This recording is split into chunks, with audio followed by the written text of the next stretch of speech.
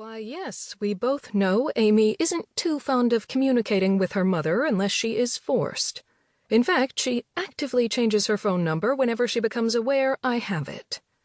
Catherine's voice dripped with disdain. I resisted a giggle at this. It was true. Amy routinely changed her number in order to avoid talking to her mother. Or she had. Now she just had two separate phones, one safe and one she specifically bought to communicate with her family, and only when she was faced with no other option. Her cold relationship with Catherine had always made me sad, which was why I had been shocked when she had told me she was staying there. But that's not possible. Amy told me she was staying with you. She left for Europe right after my wedding. She got back 2 weeks ago and said she was staying with you and Harold in the city, I explained, getting a bad feeling in the pit of my stomach. Catherine laughed without humor. I'm sorry, my darling. We both know my daughter has an aversion to the truth. I wouldn't worry. She's probably sunning herself on some pop star's yacht and forgot she was meant to be back at home facing responsibility. Although I don't recall her making arrangements to come here, she added thoughtfully. I must go. I'm late to a charity luncheon. Lovely talking to you, Guinevere. She hung up before I could say anything else. My stomach churned. No matter what Amy's vile mother said about her, Amy wasn't irresponsible and she certainly wasn't a liar. I automatically thought about the one and only time my best friend had kept something from me. Lots of pain ripped through my stomach. She hadn't told me about her and Ian, about being in love with my brother. When I found out she had kept it a secret, I took it a little badly.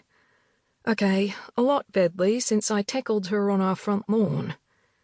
But when I got used to the idea, I was happy, ecstatic for them both.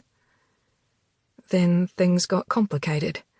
Brock, the biker badass who rocked a serious man bun, got Amy twisted up enough to question her relationship with Ian. Not that I could get much out of her, but I knew Ian had been determined to get her back. I was pretty sure his decision to finish out his tour was largely to do with her.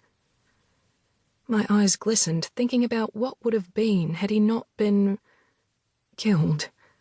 I still couldn't say it. I could barely think it. My brother was dead. My best friend was heartbroken and she wouldn't talk to me about it, no matter how hard I tried. Plus, there was something going on with her and Brock. The months we had been back in ambush, she refused to talk about it. They didn't talk to each other, apart from some broody alpha male looks Brock had directed at Amy when fate put them in the same room. I had been sidetracked with my reunion with Cade and my growing belly, so I didn't give her the attention she needed. Then Belle was born in the clubhouse after I killed a man who was going to kill me, and drama ensued. Life hadn't exactly slowed down for me. Cade had pretty much demanded we get married once I woke up in the hospital. He would have happily done it right then and there, but I convinced him I wouldn't get married while wearing polyester. I managed to hold him off a month, a freaking month after Belle was born, and he expected me to squeeze into a wedding dress. It was a good thing I was in love with the man, or I would have been seriously pissed.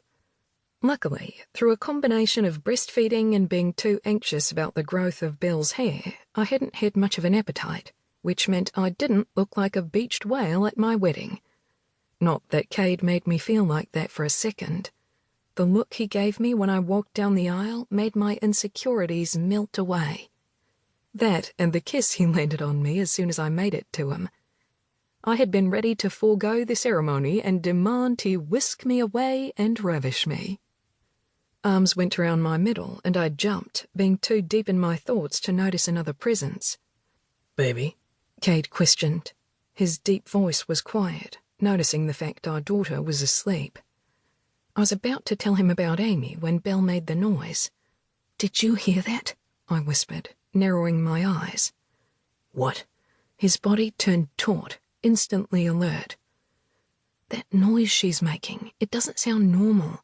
I think we should take her to the doctor," I declared, frowning at my baby. Cade relaxed and gently pulled me away from the crib, turning me to face him.